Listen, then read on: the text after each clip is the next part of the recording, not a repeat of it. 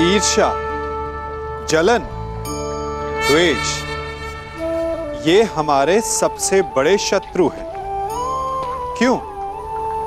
क्योंकि हमारे सबसे बड़े शत्रु वो होते हैं जो हमें सबसे अधिक हानि पहुंचाएं, और हमारी सबसे बड़ी हानि होती है समय की हानि।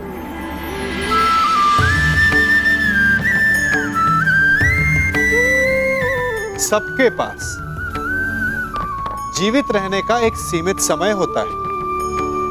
कोई भी सदा अमर नहीं रहता। जलन और द्वेष के कारण हम जो समय अपने विकास और प्रगति में लगा सकते थे, वो समय हम उसके विषय में सोचने में लगा देते हैं जिससे हमें ईर्ष्या है। जलन की अग्नि शत्रु से अधिक स्वयं को जलाती है, तो अपने जीवन को धुआं बना देना क्या उचित है? किसी की प्रगति को देखकर अपने मन में ईर्ष्या और जलन लाने से उचित क्या ये नहीं होगा कि हमारे कारण किसी के होठों पर मुस्कुराहट आए? एक बार अपने मन से जलन को निकाल के तो देखिए, अपने आप को बहुत ऊंचा पाएंगे और समझ में आएगा कि इस ईर्ष्या के कारण हमने क्या क्या खो दिया है।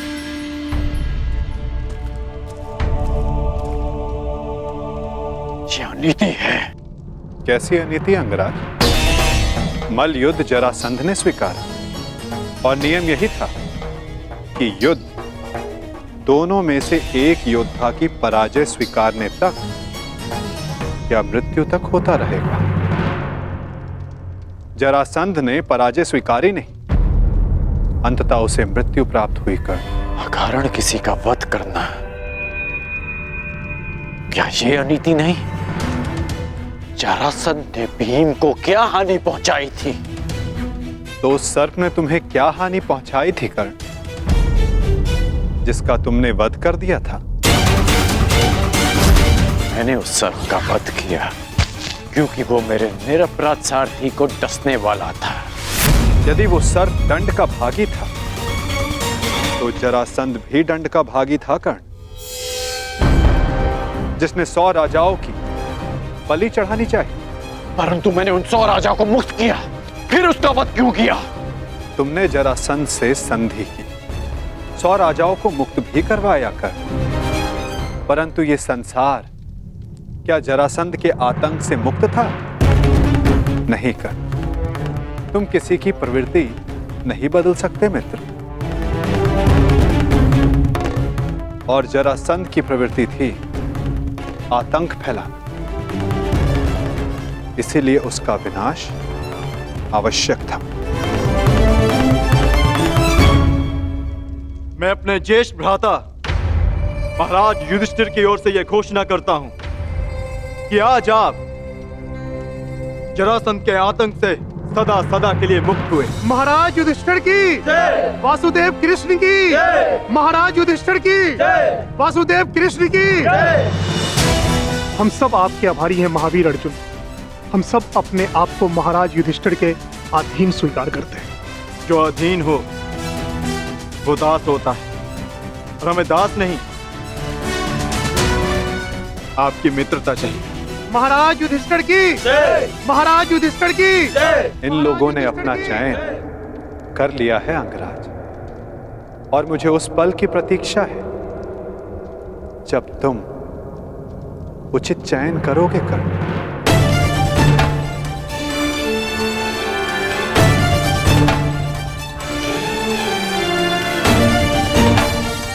आप ही ने कहा था कि जीवन में कुछ उचित अनुचित नहीं होता।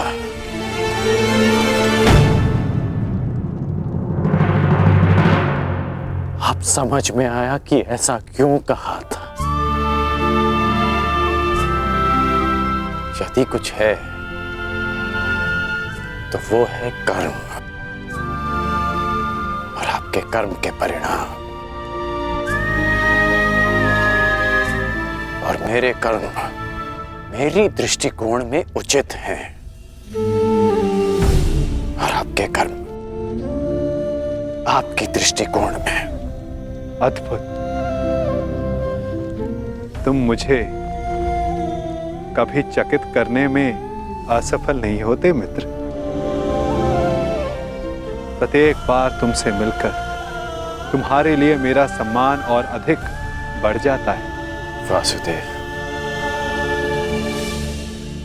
मैं आपको सावधान करता हूं कि जिनकी सहायता और उत्थान के लिए आप ये प्रयास कर रहे हैं, कि जिनके पक्ष में आप मुझे ले जाना चाहते हैं, एक दिन वही आपका सम्मान भंग करेंगे, आपको लज्जित करेंगे।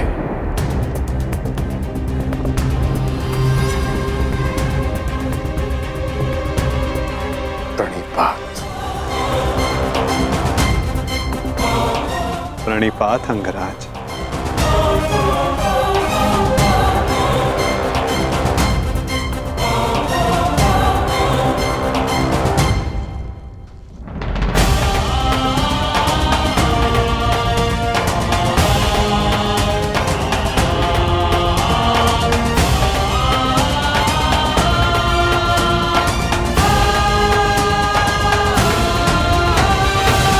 वासुदेव, स्वप्न में आपने मुझसे कहा था कि आप हमें मुक्त कराने आ रहे हैं। वो स्वप्न ही था या सत्य? मनुष्य के स्वप्न ही उसके भविष्य का, उसके अस्तित्व का परिचय होते हैं भद्र विश्वकर्मा। यदि मनुष्य स्वप्न देखेगा नहीं तो उन्हें पूर्ण करने की चेष्टा कैसे करेगा? स्वप्न हमें चेष्टा की प्रेरणा देते हैं। अवश्य आपका स्वप्न एक सत्य था भद्र। जरासंध के अत्याचारों से हमें मुक्त कराकर आपने हमारे प्राणों की रक्षा की है। आपके उपकार को मैं कैसे चुकाऊंगा? एक भूमि को श्राप मुक्त करके।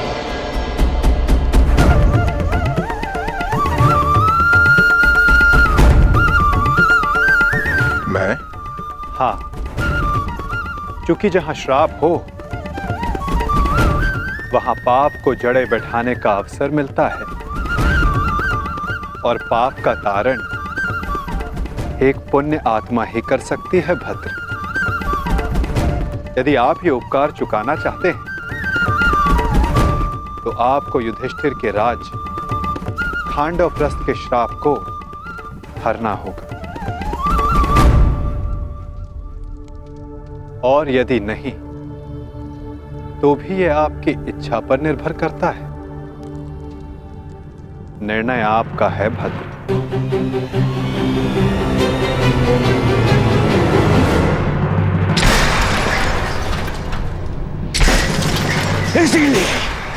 इसीलिए मुझे वो कृष्ण पूरी आंख नहीं सुहाता। हर बार कुछ ऐसा करता है कि मेरा स्वप्न चूर चूर हो जाए। हर बार मामा श्री। स्वप्न की बात कर रहे हो मेरे होने वाले सम्राट? स्वप्न की?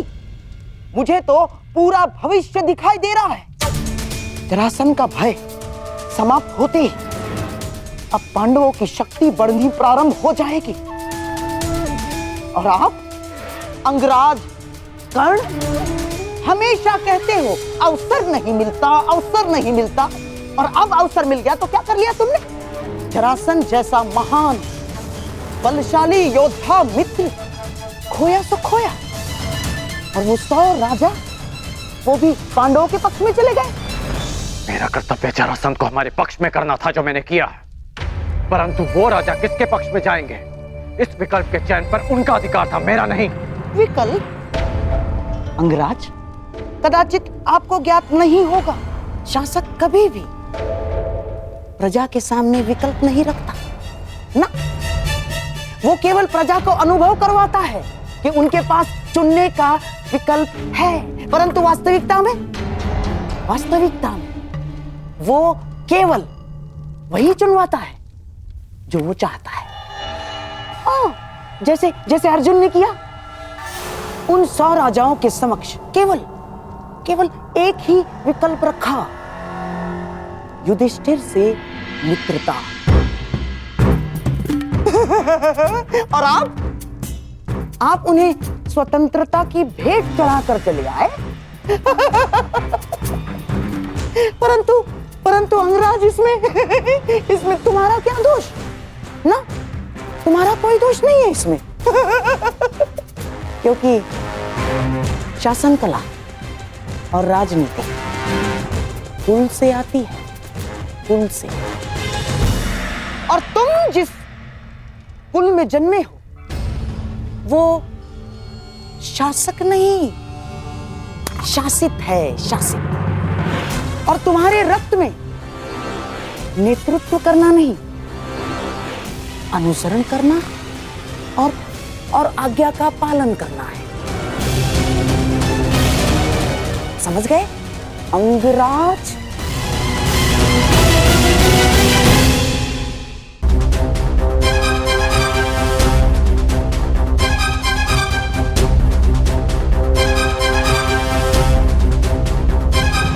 मुझे प्रसन्नता है कि मेरा जन्म उस कुल में हुआ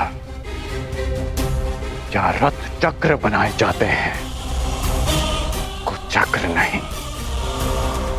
जहां आज्ञा का पालन किया जाता है, षड्यंत्र नहीं। मित्र दुर्योधन ने जो मुझसे कहा, मैंने उसका अनुसरण किया, षड्यंत्र नहीं। बस मामाश्री, वहां वो पांडव अपना बल बढ़ा रहे हैं और आप मेरे मित्र का अपमान कर रहे हैं मामाश्री। धन्य हो मेरे होने वाले सम्राट। जहां तुम्हारा मित्र तुम्हारा भविष्य पांडवों की झोली में डालकर चला आया और तुम मान और अपमान को लेकर बैठ गए। परंतु अब मैं दर्शक बनकर नहीं बैठूंगा ना। अब इस खेल की कमान मैं संभालूंगा। उस वासुदेव कृष्ण के इस छल का उत्तर मैं भी छल से ही दूंगा। वासुदेव,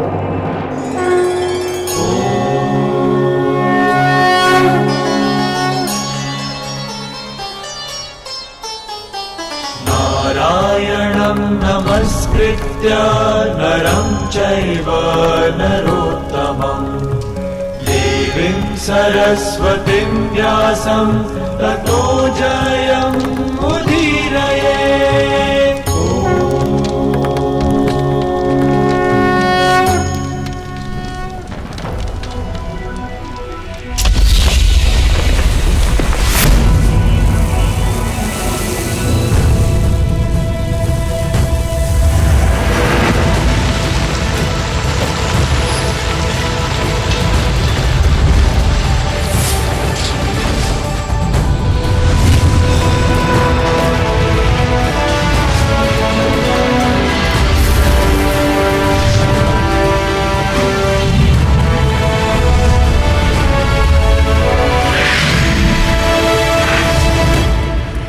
देवराज इंद्र के आशीर्वाद से निर्मित ये भव्य नगर इंद्रप्रस्थ कहलाएगा।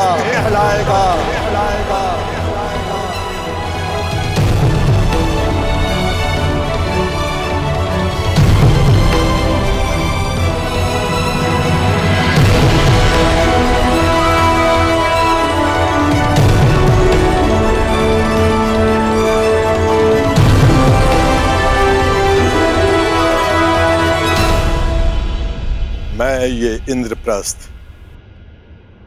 धर्मराज युधिष्ठिर को भेंट करता हूं। मैं आपका आभारी हूं भद्र विश्वकर्मा। मैंने तो केवल अपने मुक्त होने का ऋण चुकाया है। धन्यवाद के पात्र तो वासुदेव कृष्ण है। मेरा आभार स्वीकार कीजिए वासुदेव। मैं युधिष्ठिर से धन्यवाद नहीं स्वीकार करूंगा।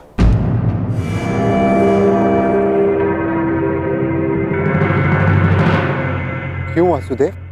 क्योंकि मुझे सम्राट युधिष्ठिर से धन्यवाद लेना है। समय आ गया है कि आप राजसूय यज्ञ संपन्न करके सम्राट की पदवी पाएं। धर्मराज, यज्ञ का संकल्प लो। आर्यव्रत के समस्त राजाओं को निमंत्रण दो। मैं चाहता हूं कि संपूर्ण आर्यव्रत आपका प्रभुत्व स्वीकार करे।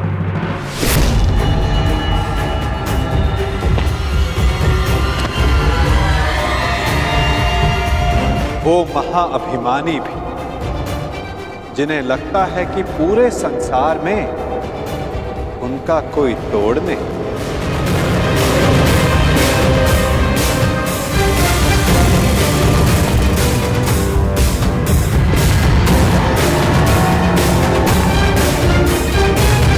वो जो वरदान के दम में सबको श्रापित समझते हैं।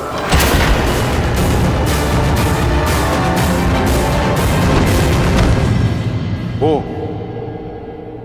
जिनका प्रारब्ध इस राजसूय यज्ञ से जुड़ा है। आइए आइए छेदी नरेश, स्वागत है आपका।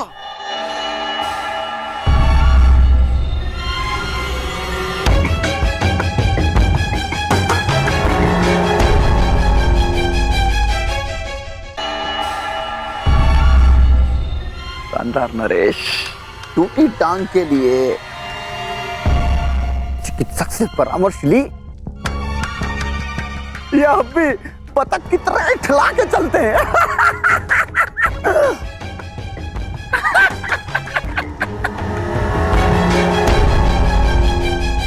केश जितने श्वेत हो रहे हैं, दंत पंक्ति उतनी ही काली होती जा रही है।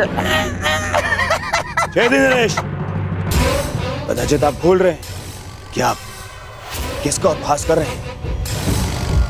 क्षमा करना महाबली सर्वशक्तिशाली दुर्योधन, हमें अभी भी स्मरण हुआ। अभी उपहास तो आपका करना चाहिए। क्या? सर्वप्रथम पांचाल नरेश ने आपका उपहास किया। पांचाली के स्वयंवर में उपहास हुआ आपका, और जब आप महाबली सर्वशक्तिशाली सम्राट दुर्योधन बनने वाले थे, उस समय युधिष्ठिर ने मुकुट छीन लिया।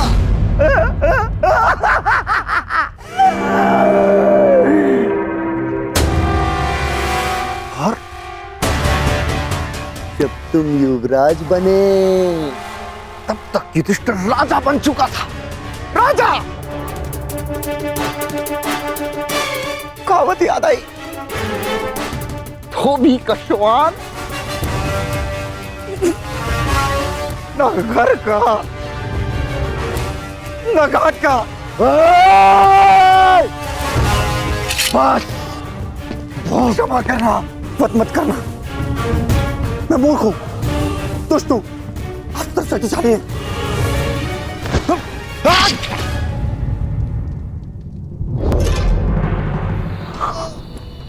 क्षमा करना।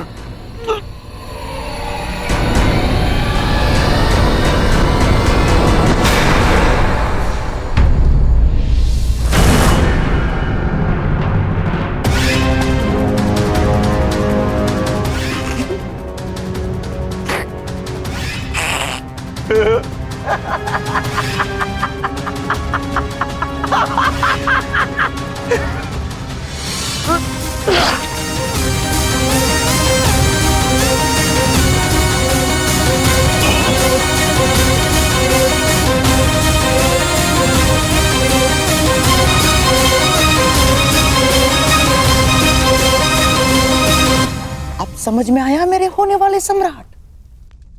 मैंने छेदी नरेश को अकेले में मिलने के लिए क्यों बुलाया? इन्हें वरदान है। वासुदेव कृष्ण के अतिरिक्त इन्हें और कोई नहीं मार सकता। और वासुदेव कृष्ण भी इनका वध तभी कर सकते हैं जब ये उनके समक्ष 100 अपराध पूर्ण ना कर लें।